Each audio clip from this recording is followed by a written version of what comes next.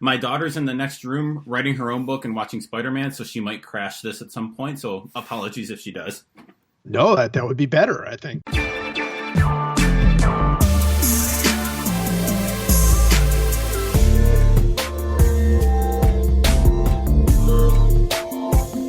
Every writer knows that the best conversations about writing don't happen in classrooms, symposia, or any other fancy artisanal setting. They happen at the bar, usually after deadline. That's the vibe we're going for here. This is The Other 51, a podcast about writing with me, Brian Moritz. This week, I'm joined by Joe Posnanski, and we talk about, among other things, his upcoming book, The Life and Afterlife of Harry Houdini. Joe, first of all, thank you for joining me again. You were guest number 4 on episode 4, and now you are a guest on episode number 100, so I really appreciate it. Look at me. I should do like all of your sort of like big podcasts. I should be like every number that's, major number. I should be the one that does it. All the significant ones like 50, 100. Absolutely. I think you can book that. Absolutely. Yeah, like 138. I think I should do that one. Well, I think that's the goal, to get to 138 once you're that's there. That's the big one, yeah. Yeah. That's the big one. So 2 things of note have happened since we last talked. Well, the first one isn't of note, is that no Buffalo sports team has won a title. In fact, we're not even close to getting anywhere near there, so that's a bit of a bummer. No, it is a bummer. It's a major bummer, but it's also... It's like a no news thing. Like as I think hopefully people might remember, I'm from Cleveland. And the thing about Cleveland sports was there was this long stretch of time, like in the 70s and 80s, where nothing happened. Like none of the teams were good and nothing really went on. And then mid 80s, the Browns got good, and that sort of, got things going. In 87, the Tribe ended up on the cover of Sports Illustrated and lost 100 games. But like there was movement. And then there was another stretch of time where there was no movement. And then the Cleveland, baseball got really good and there was movement. The thing that stinks to me about Buffalo right now is like it's just dead water. There's Absolutely. No movement at all. Yeah. You want somebody to at least, if you'd rather have your heart broken than look around and just go, boy, there's nothing happening here. Kind of like we're in this league too, which is kind of how it feels like for both teams. Although I would say, like our mutual friend Mike Vaccaro, I'm a St. Bonaventure guy, and we've had just a great run the last couple of years. So that's got me something going. So I've got that going for me. Yeah. No, you do have that going for you, and I just please pass along to Mike. I don't want to hear about it anymore. That's fair. I think that's it's great. It's great to see at least something going on for sure. That's fair. But the other thing of note since we last talked that is noteworthy is I finally saw Hamilton. Very noteworthy. Which was great. We saw the tour came to Rochester where we live, and this is the type of people we are. We have season tickets to the Broadway series here because my daughter's heavily into theater. She loves it. It's her thing. And we actually bought season tickets the year before Hamilton came so that we could be grandfathered in when Hamilton actually came the year later. And it was so good. It exceeded my expectations, and my expectations were incredibly high to begin with, even with the touring company. I even hate saying it's a touring company because that might diminish it in some people's eyes, and it shouldn't. It's every bit as good as you think it is.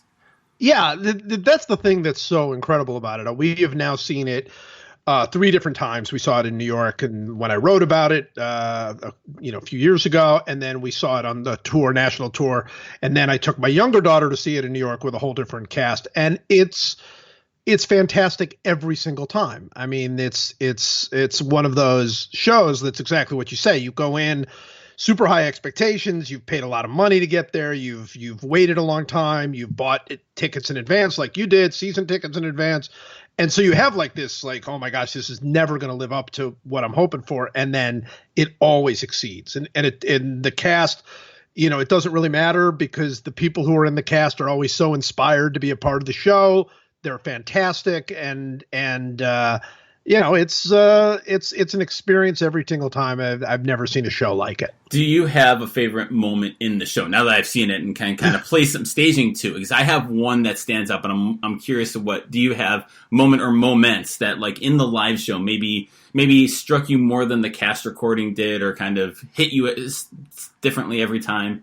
Well, I mean, I think that as funny as it is on the recording or whatever, King George Oh yeah. in the live show is just, and it's funny, we've seen it, as I mentioned, three times, three different King Georges, obviously, and each one brought his own very, very funny take to what seems like a fairly limiting role, right? I mean, you're not on stage for that long, but each one had like a slightly different dance and a slightly different, and just hysterically funny. So, love it, absolutely love it, and uh, that's probably, if I had to pick. I mean, there's so many great moments, but what is your moment? What is the moment? So the moment for me, I mean, obviously, everything in the show, I'm trying to think. It's Quiet Uptown. I was blanking there for a second. Oh, I yeah. mean, Yeah. I was weeping, openly weeping at that. And my wife, she hit me because I was squeezing her hand too hard. I'm like, you don't understand. I told her later, I'm like, if I wasn't squeezing, I just would have just been openly embarrassingly crying. But the moment that got me was right in the beginning in the first song when they all line up, and except for Hamilton, who's like coming backstage because he's getting on the ship, and all the characters line up. It's the "You never back down, you never learn to take your time," and they're all in a line singing it, and just the power of that. It's a live theater thing, but the power of that you don't get on a recording, but you can the feeling of it, and just everybody singing that line. That just, I don't know, that was like the big moment of like, yes, I'm here. This is it was that was kind of like this is going to be just as good as I thought it was going to be. Yeah, I mean, it's so true. I mean, there's so many moments in there where there are many people singing, and that power of being there live when that many people are singing is just going to always crush the moment of hearing it on a recording. No matter how many people are on there, you just can never get quite that power. But there's so many, and it's as you said. I mean, you've got the sort of the heart crushing moments like It's Quiet Uptown and The Duel and so many others, and then very, very, very funny moments. I mean, I remember the first time we saw it, the power of when Thomas Jefferson first comes on stage, and it's so funny and electric and wonderful, and it's just such a work of genius, and there are other great musicals and other great shows, and he didn't reinvent theater, right? I mean, he used so many of these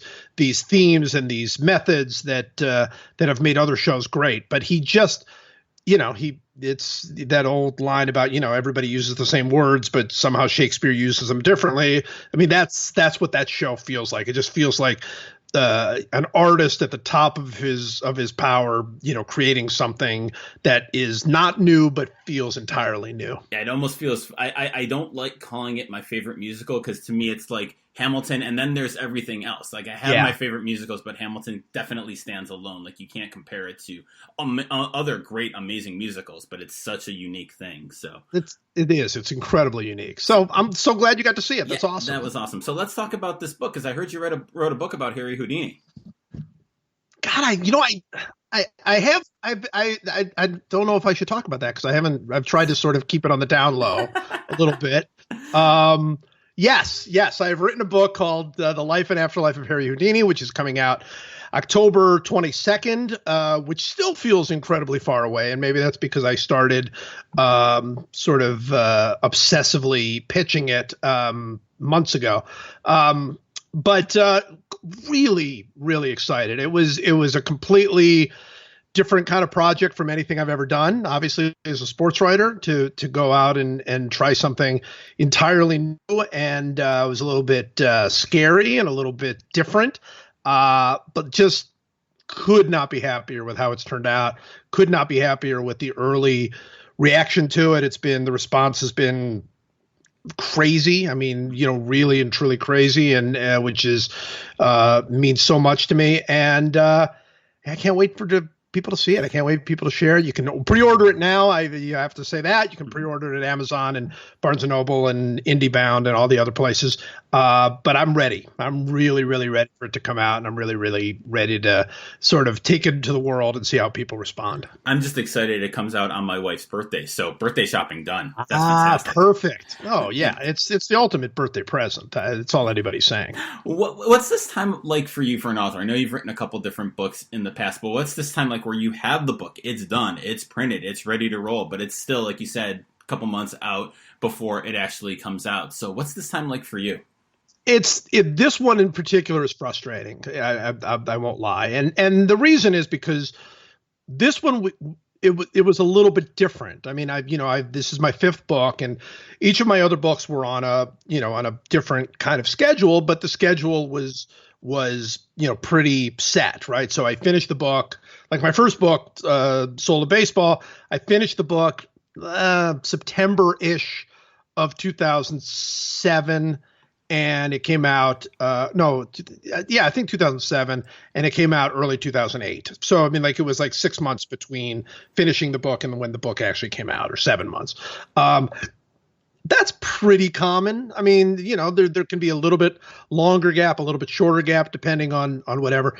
This book, it's almost a full year because they wanted the book to come out at Halloween. Okay. Like, that was really important to the publishing house. He died on Halloween. But even more than, which is cool. I mean, that's a cool part of his story.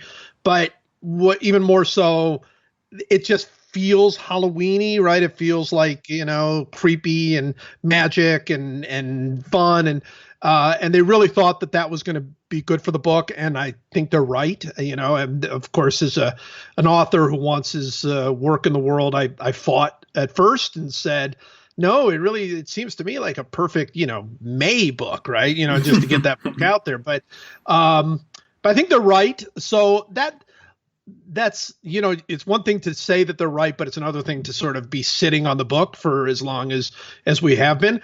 That has given us a really good opportunity, though, to make sure the book gets into the right hands of people, and getting it reviewed, and getting me out there to pitch it a little bit.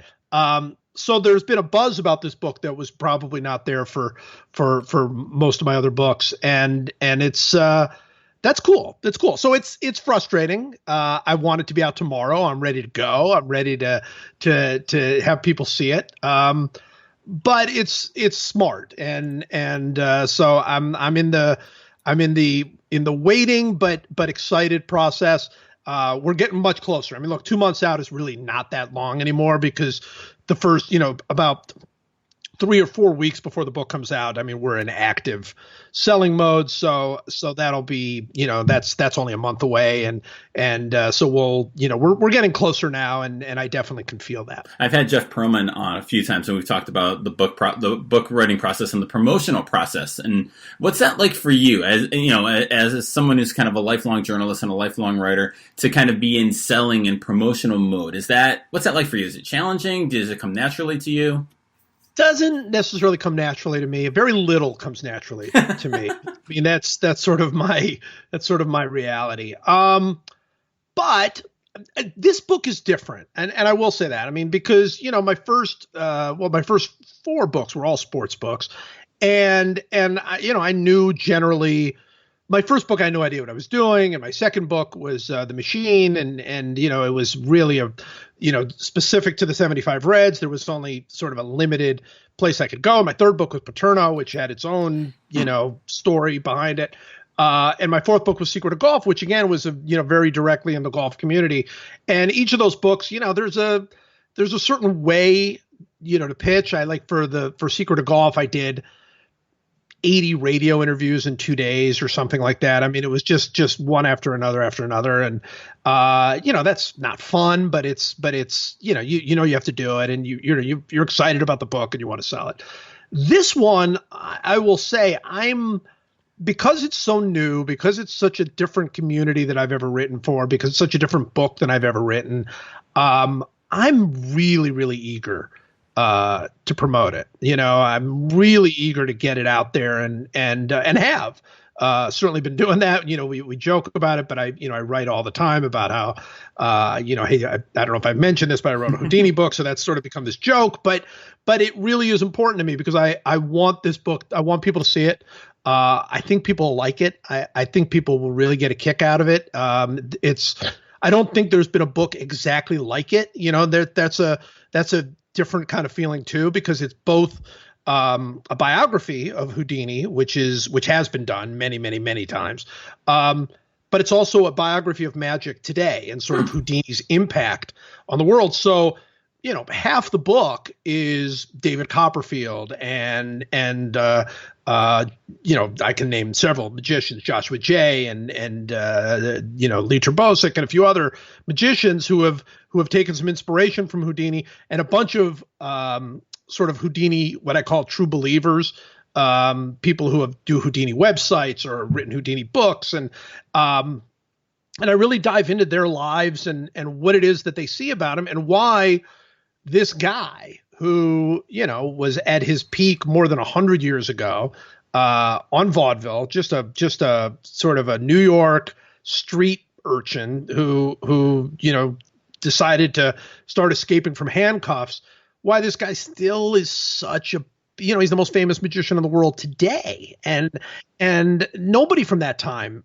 has survived the way he has. I mean, nobody is as current and alive from that period of time, 1900s and 1910s, like Houdini. And, he's in the news every day. Every day you hear about some quarterback pulling a Houdini or some politician pulling a Houdini or somebody who escapes from jail. They must be like Houdini. And I was really curious. That was the driving force. What is it about this guy? Why do we care? Why does he still matter? And that exploration was so much fun. So this one is, I will say, a whole lot of fun to try to promote and try to get out there and we'll see how it goes, but I'm very excited to do it. How did that kind of storyline come about? You said you're balancing out the biography, telling his life story versus kind of the story that you're telling. So when you were kind of reporting and researching that, is that something that just kind of came organically? Like, do you kind of remember a moment where you said, "Oh, I want to do as much about David Copperfield and Houdini's impact as I do on Houdini"? Like, how did that process work out? It's a great question. It's a little bit of a complicated question. I always wanted it to be a balance. I mean, that's how the book was sold to me. That's what I was pushing. But it was really hard. Really? I mean, from a writing and an organizational standpoint, much harder than any of the other books I've done. Because I was writing two books and trying to put them into one. I was writing this book about Houdini. I was writing this book about magic and wonder today. And, I mean, it was a process, and I'm not as a writer, I'm not an outliner. I'm not a person who sketches things out. Generally I'm generally just a go and write and rewrite kind of person. But for this one, I really had to sketch it out. And I did. I sketched it out in great detail and wrote it.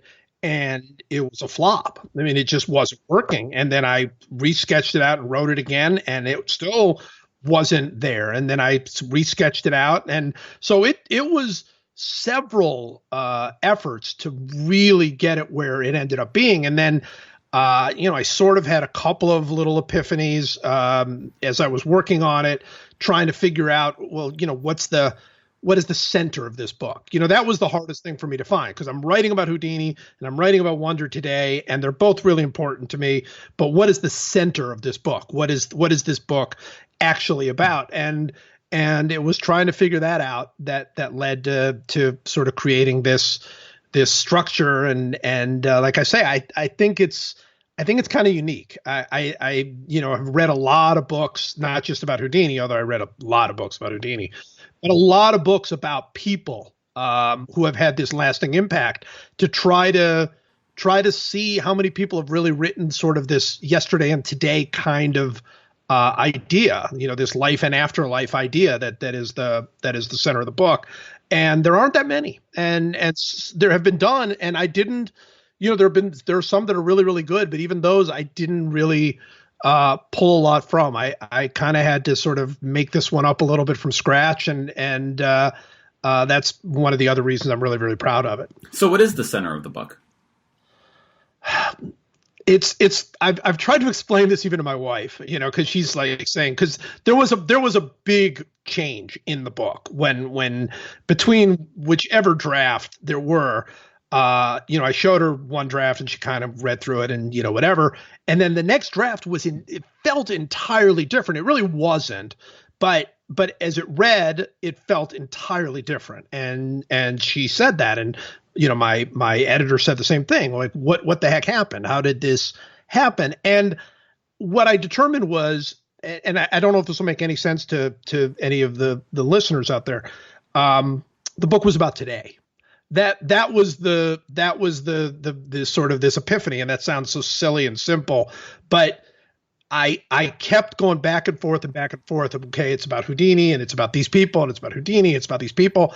And then I realized it was not about any – it was of course, all of that's in the book, but it was about wonder today. That's what the book is about. The book is about wonder and our search for it and our hunger for it and our loss of it, told through this guy, told through Houdini. So everything that's in the book about Houdini, the whole biography of the Houdini, is still answering that question of what does wonder mean today. And then, of course, all of the current people, that's easier, and they're all about what does wonder mean today. So somehow it made sense to me when I'm writing it. And I'm not even sure it makes sense to me now as I'm explaining it. But it made sense to me as I was writing it, where suddenly it was like, you know what, this whole paragraph goes, because it's not about today. It's a story about Houdini that doesn't really relate to my big theme, which is what does wonder mean in today's world, and what does celebrity mean in today's world, and what is, all of those things that Houdini represented, what do those mean in today's world, and what can he teach us about those things? And that is that's where the book ended up. No, that makes sense, and it's something I do with my students when we're talking about writing. What are you trying to say with this piece? Whether it's a column in sports writing, whether it's a news article, whether it's a research paper in my law class or whatever, I stress to them all the time, like, it's so helpful to have that topic sentence. And, I'm in academia, so we can actually say the purpose of this paper is to blank. You can just spell it out right like that. And that I stress to them to use that, because that is such a useful tool to, like, once you crack that, it does feel like everything falls into place. And it's not to say it gets easy after that, because it's often not. But at least once you kind of have that single sentence that or understanding of what you're writing, what it's about, like, everything, it does make it easy to, like, this has got to go. This should go here. It does feel to me like things fall into place once you crack that. Yeah, I mean, I'm sure it's one of those things you talk to about your writers all the to your students about all the time, and that is that you have this great story in the middle of your column or magazine piece or book or whatever it is, and you keep writing that story because you love that story so much, and you realize, wow, nothing around it seems to work, right?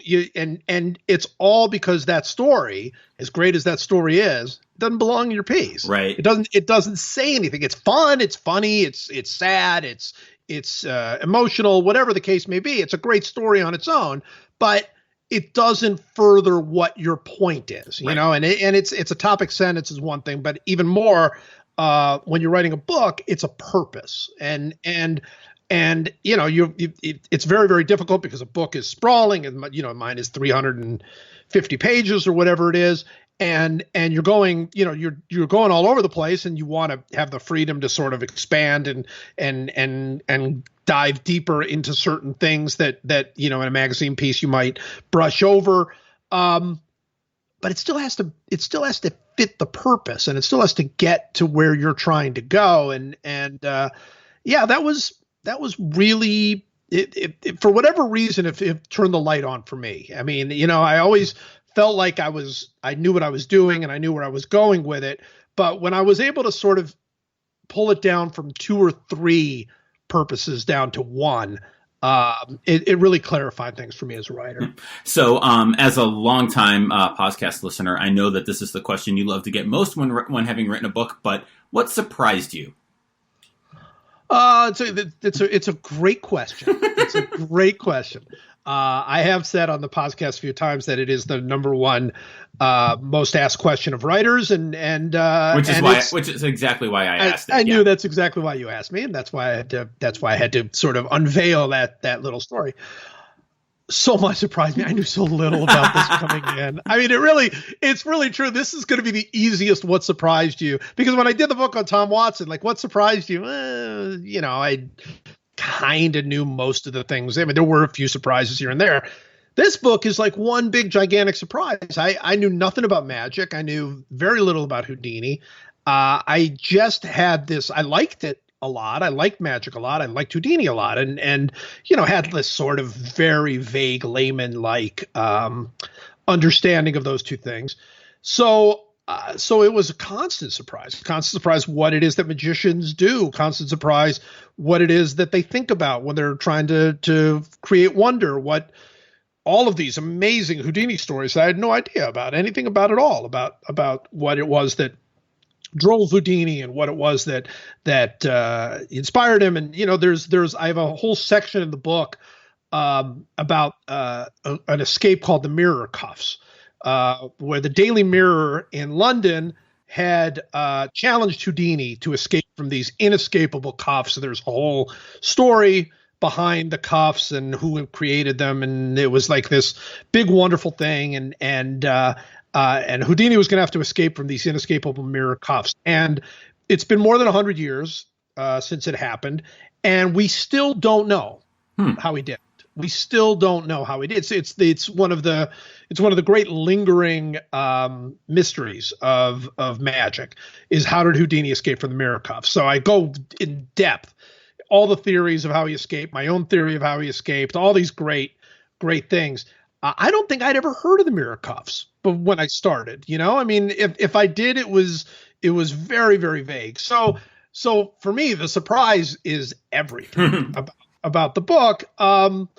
But I think, speaking to you as another writer, the surprise to me was what it's like writing a book where you are not in any way, shape, or form an expert, or even experienced.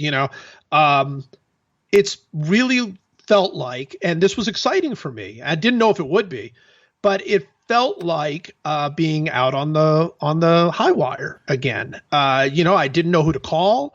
I didn't know who to, who would be able to introduce me to people. I didn't have any sources. I didn't have any. I didn't know a single person in magic when I started the book. Okay. And I loved that. That was the biggest surprise, was how much I loved being back in the game, trying to build sources and make friends and talk to people and get them to trust me and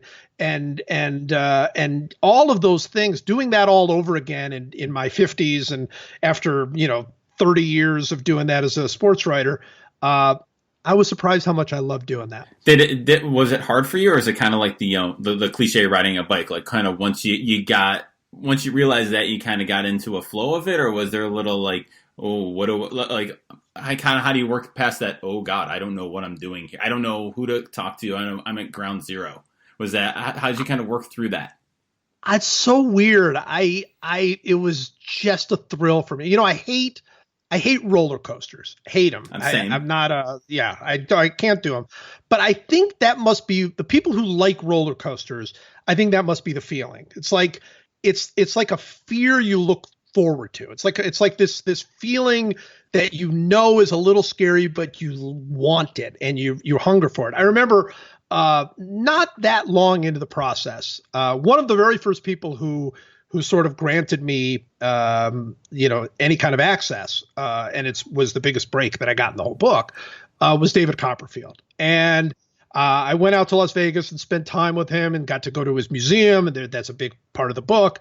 He has the world's biggest Houdini collection there. And I got to spend time with him. And, he's the world's most famous living magician, and there's a lot of Houdini qualities to him. So it was really cool to spend time with him. And I remember we were talking on the phone a couple of weeks after I'd gone to see him, and he was talking about something, and for whatever reason he kind of said, well, look, this is probably going to be easier for you because it's very clear you know everybody in magic. He said this on the phone, and I just thought, man, I'm either like still have like some skills at like developing sources, or I just fooled like the greatest magician in the world. I mean, I didn't know anybody, but I the magic community was so open to me and so cool.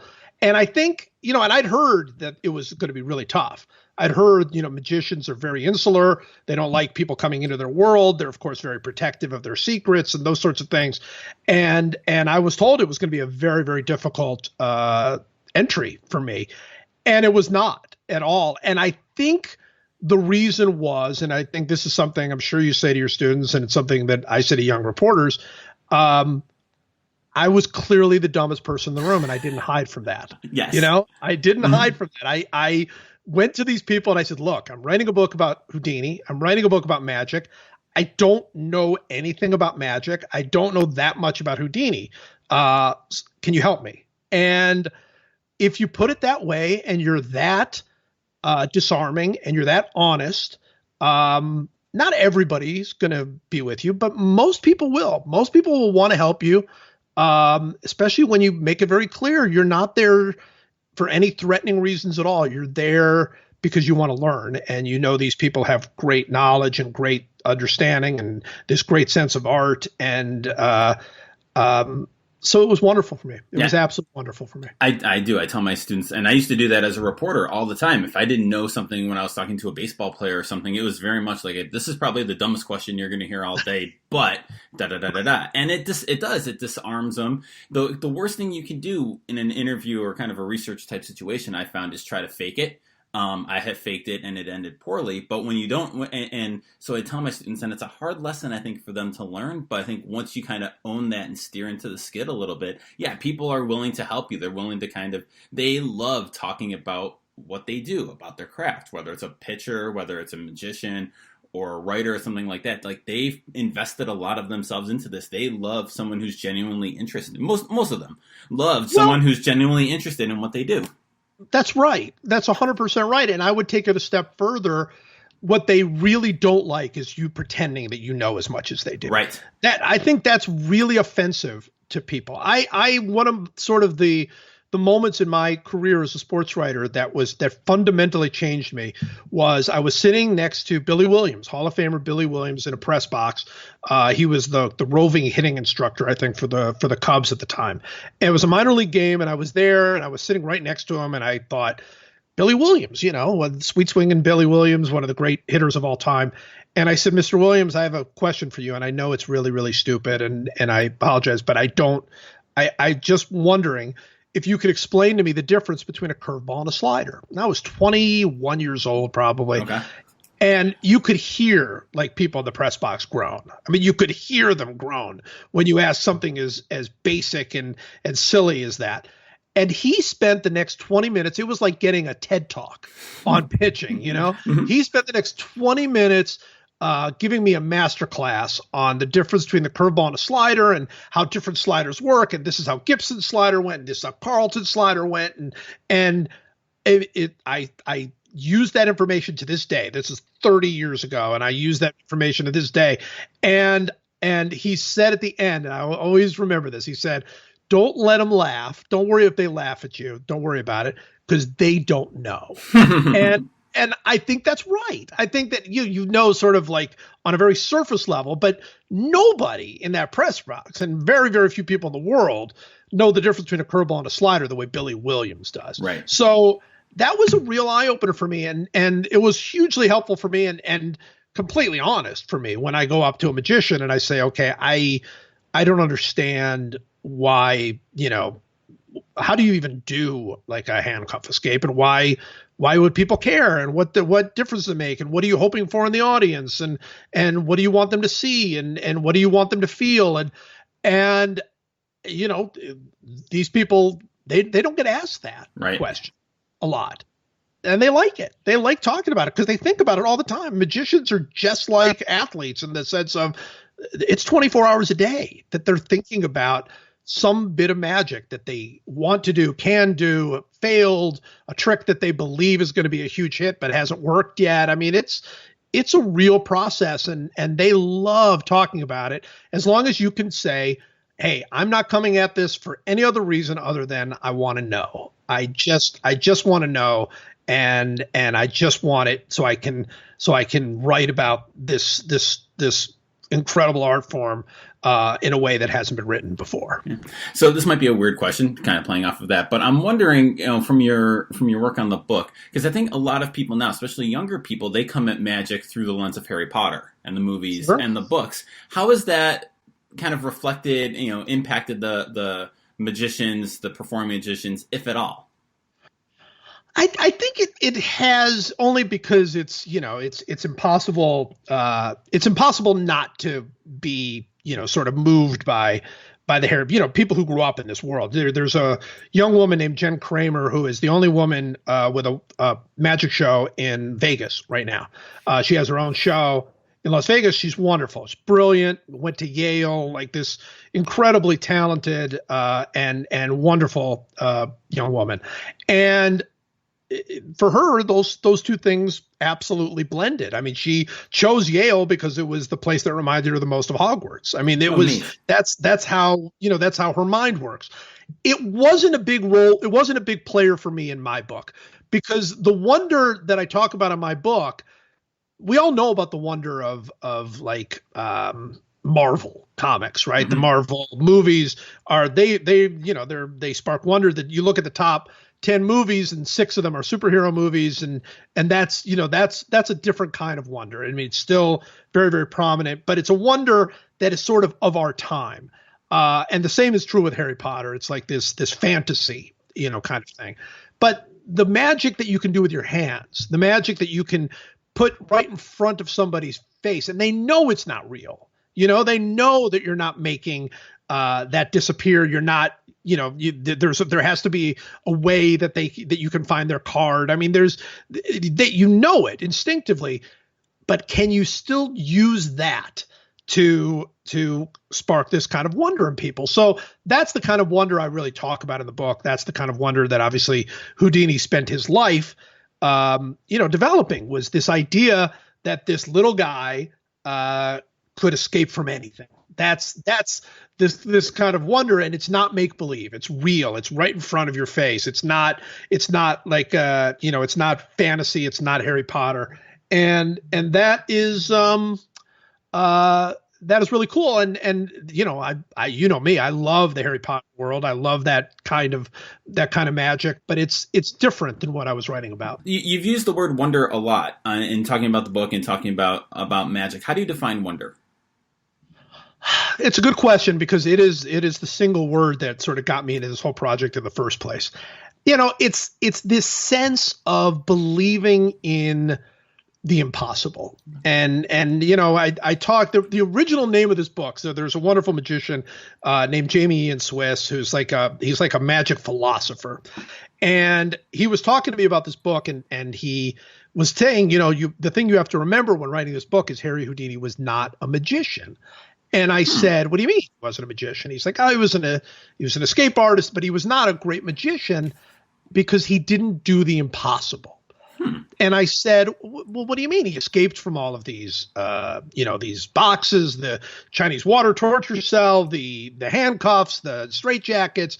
He escaped from all of these incredible places. And he said, and this was going to be the name of the book, that's amazing, but it's not impossible. So the book's title originally was going to be The Amazing and the Impossible, and finding the difference between those two words, which I loved the concept. And then, of course, I brought it to the publishing house and said, you want a Houdini book that doesn't have Houdini in the title? That's not going to happen.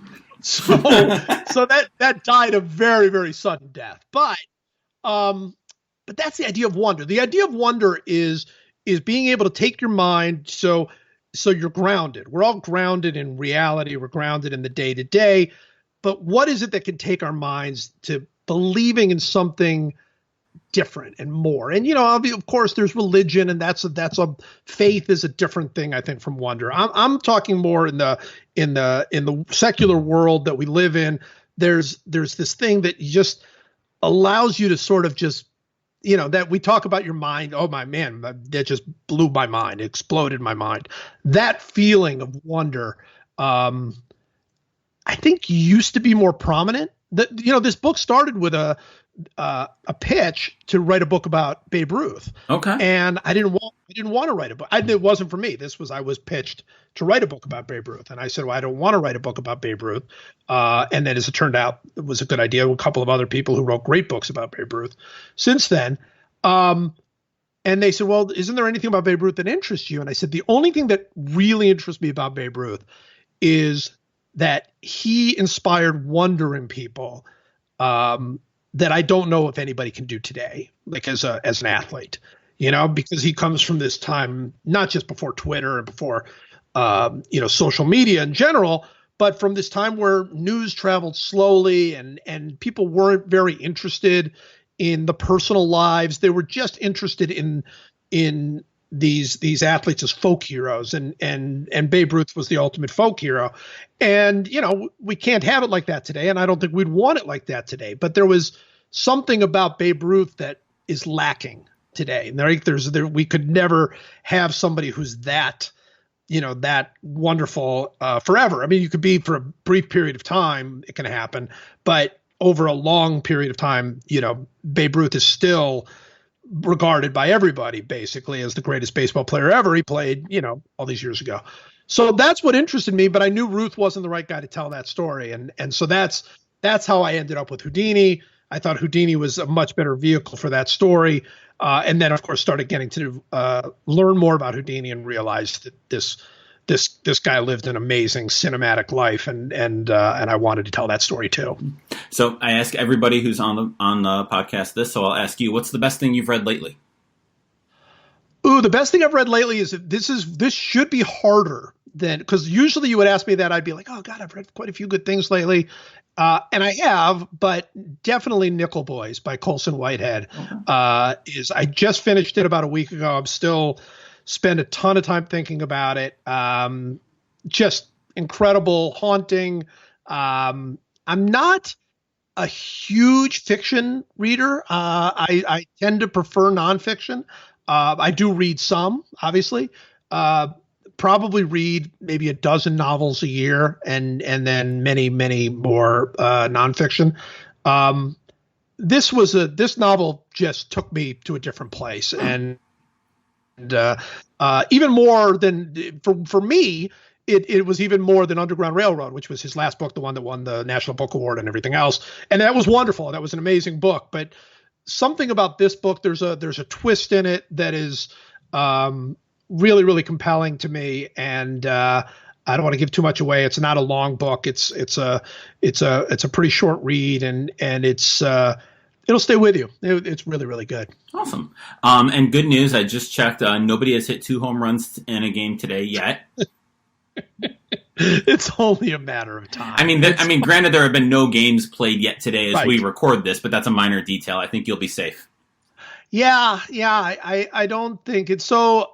For those that don't know, 2 or 3 weeks ago, I've always been kind of interested in this idea of how many consecutive days people hit 2 home runs in a game, especially since the home run thing blew up. I would just kind of like, the first thing I would get my Baseball Reference little email, and I'd look and say, oh, did anybody hit 2 home runs yesterday? And I started noticing, they were kind of doing it every day. And I don't know what number it was, maybe 16 or 17 in a row. I thought, oh, I wonder if this is getting close to the record. And I looked and saw that it was really not that close to the record. The record was 29. And I thought, you know what? I'm going to write every day during this streak about the 2 homers thing, because this is the stupid, self-destructive things that I do. There was nobody asked me to do it. I wasn't getting paid to do it. I just thought, no, this is a good idea for me. So this is where in the internet of your life, the GIF from Arrested Development, I've made a huge mistake, would flash on, right?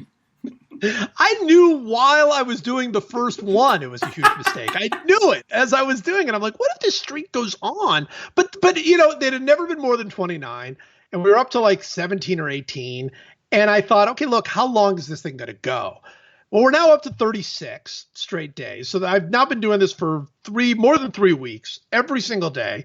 And because I'm me and have no filter, these aren't like little, 200 word updates or, whatever. They're all like 1,500 word, 2,000 word, like explorations of who knows what. And now I'm stuck because now I've been doing it for so long. And it's such an inside joke that I just have to keep doing it until it ends. And it's not going to end because we are in the craziest, most insane home run, not just home run year, which is true, in the craziest, most insane home run month and week in the history of baseball. Right now, the home run this past week was the biggest, craziest home run week in the history of baseball. And next week will probably be crazier, and the next week will probably be crazier. So this thing is never going to end, and I have no escape. I told my friend Ellen Adair, wonderful actress who has done the podcast with me a couple times. I told her, I said, this is a prison. And she said, this is a prison of your own making. So she's right. It's a prison of my own making. I have totally trapped myself for no apparent reason. I feel like I should make a Houdini escape joke, but I'm not that clever. So the book is out on October 22nd. Everyone should read it. Everyone should pre-order it. Joe, thank you so much for taking the time to be on today. Absolutely. Thanks for having me.